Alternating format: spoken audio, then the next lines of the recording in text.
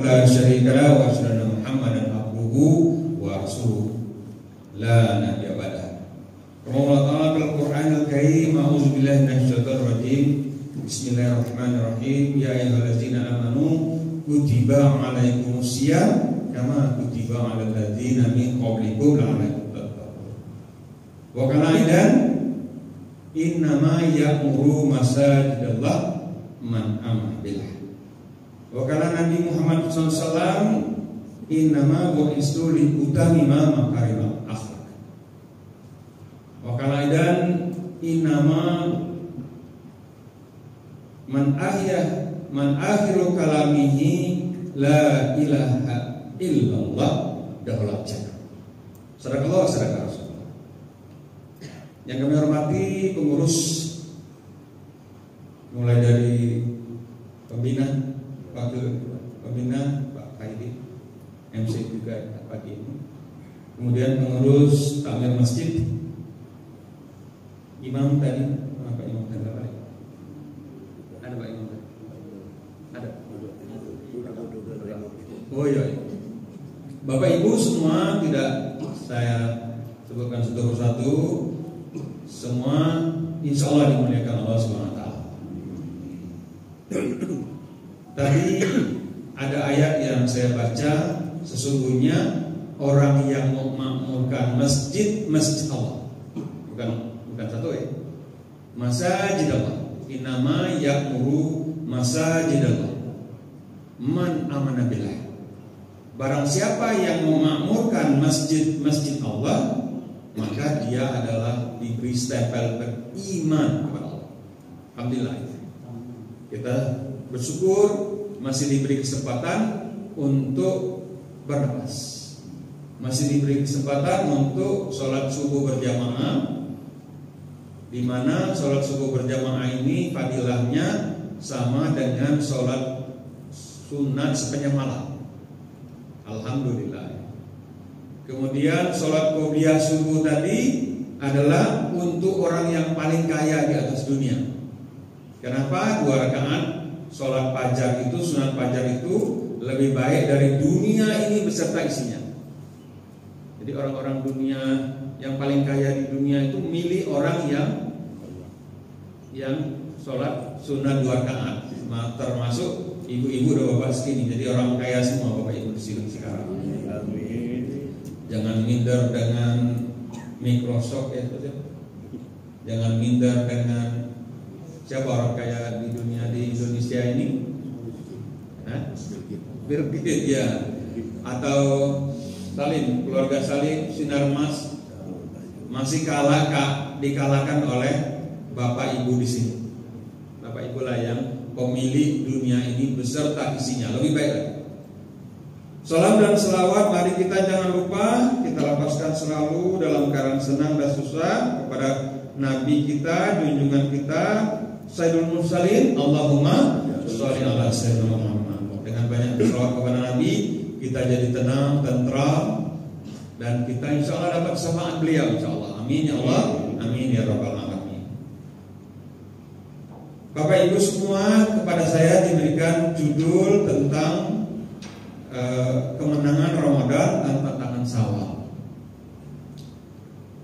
Saya yakin semua kita yang hadir di sini adalah orang yang menang Ramadan tadi. Kenapa menang? Ciri orang yang menang itu adalah dia istiqomah dalam beramal. Ke masjid tak mau tinggal, hatinya terpaut dengan masjid. Ya. Kemudian akhlaknya makin baik. Ya, lebih menyabar, lebih dermawan, dermawati. Baik.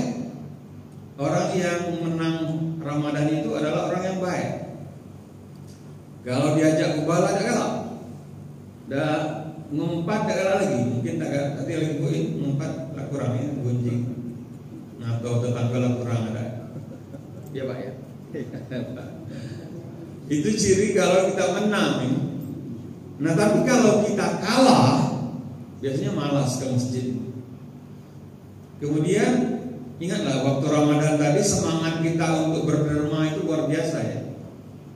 Tapi waktu kita di bulan Syawal ini gak kendor. Padahal kita di bulan peningkatan. Syawal itu artinya peningkatan.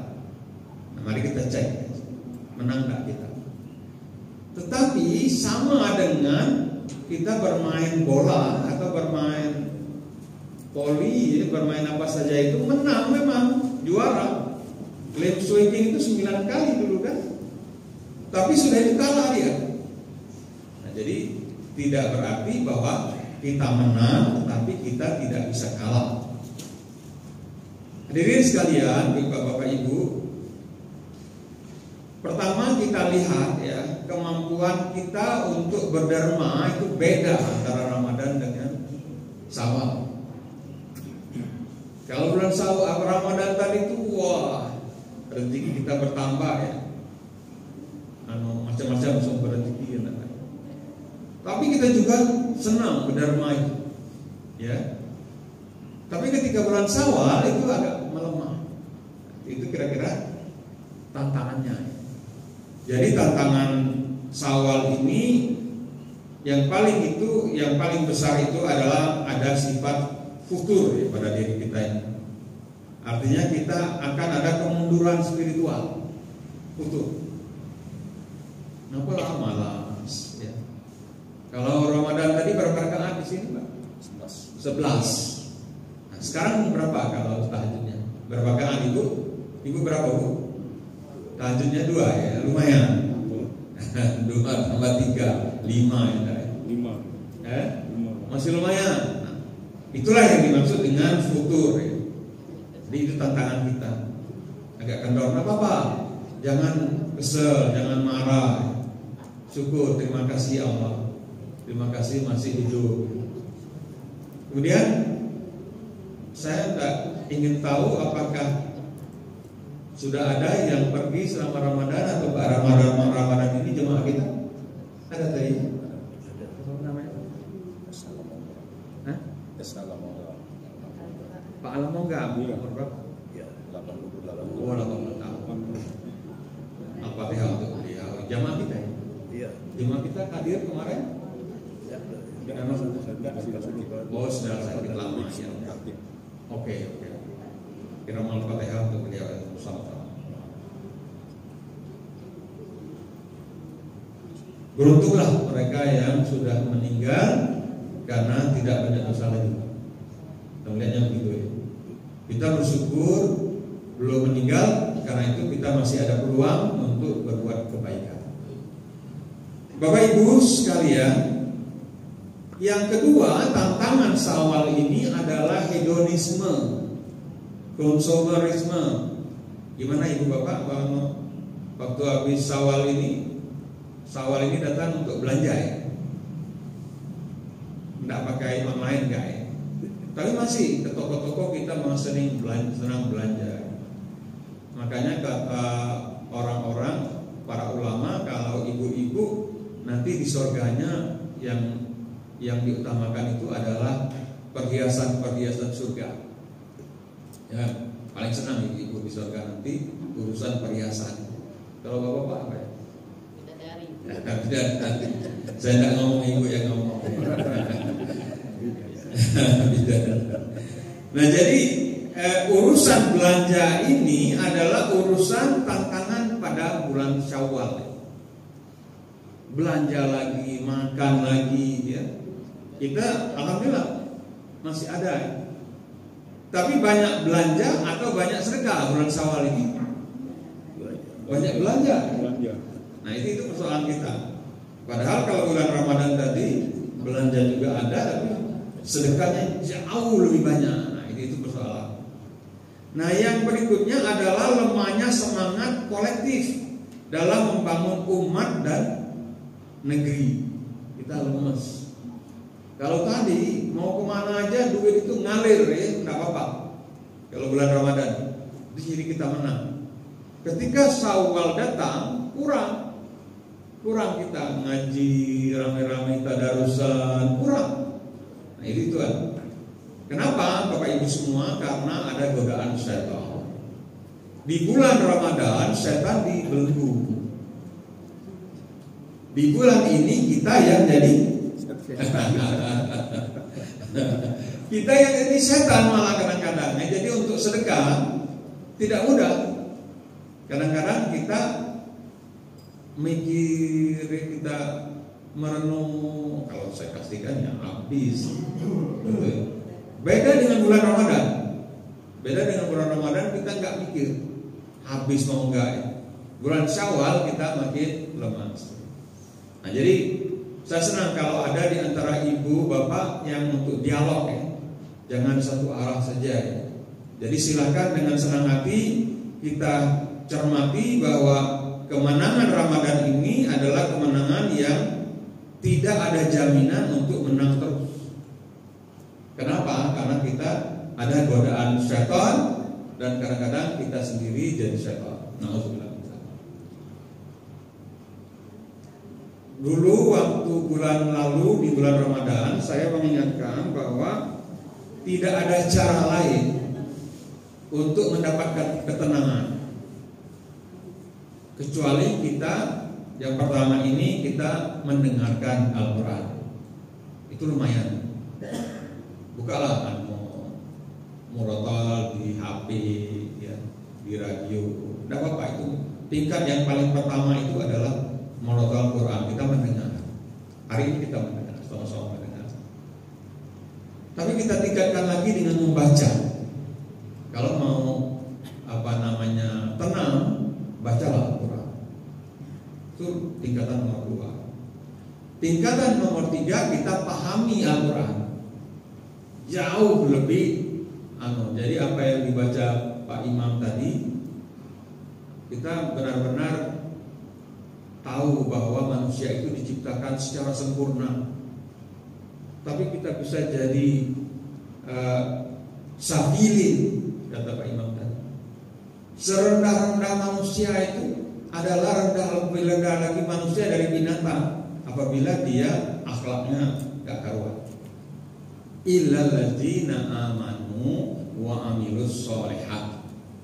Ya. Kecuali orang-orang yang beriman, jaga iman dan beramal saleh. Ya. Maka tidak akan ada putus-putusnya pahala kita. Tidak akan pernah kita ini tidak tenang. Tenang. Buntu tenang. Sakit tenang. Kenapa? Ini jaminan Allah. Jaminan Allah. Siapa yang beriman dan beramal saleh, maka Allah jamin di surat yang dibaca Wattini tadi bahwa Allah yang menjadikan mereka itu tenang, tentram, damai, menang. Semua menjadi orang yang beriman dan beramal saleh. Yang keempat adalah kita mengamalkan Al-Quran. Itu yang paling tinggi Bapak Ibu. Jadi tolong jangan disadari bahwa penceramah itu bisa rendah tingkatannya daripada orang yang mengamalkan Al-Quran. Yang berikutnya adalah kita dakwakan Al-Quran itu. Ya, kita dakwakan dengan anak kita, tetangga kita, kawan kita melalui HP, WA segala macam. Itu tingkatan dan kita akan tenang dengan kita mendakwakan Al-Quran. Ya, saya ulangi bahwa tingkat ketenangan di dalam dunia ini tidak lepas dari Al-Quran, dari mendengarkan, membaca, memahami, mengamalkan dan mendakwakan. Ya, jangan lepas dari situ. Apapun, dimanapun Bapak Ibu, jangan lepas dari 5 tingkatan ketenangan yang didapat dari Al-Quran. Ya. Bapak mau ngajar boleh, tapi harus ada Al-Qurannya di situ. Jangan lepas ilmu dunia ini dengan Al-Quran. Bapak jadi ibu rumah tangga, jadi suami, jadi istri, jadi tetangga, jadi apapun, ingatlah bahwa yang paling Allah senang itu adalah orang yang belajar Al-Quran dan mengajarkan.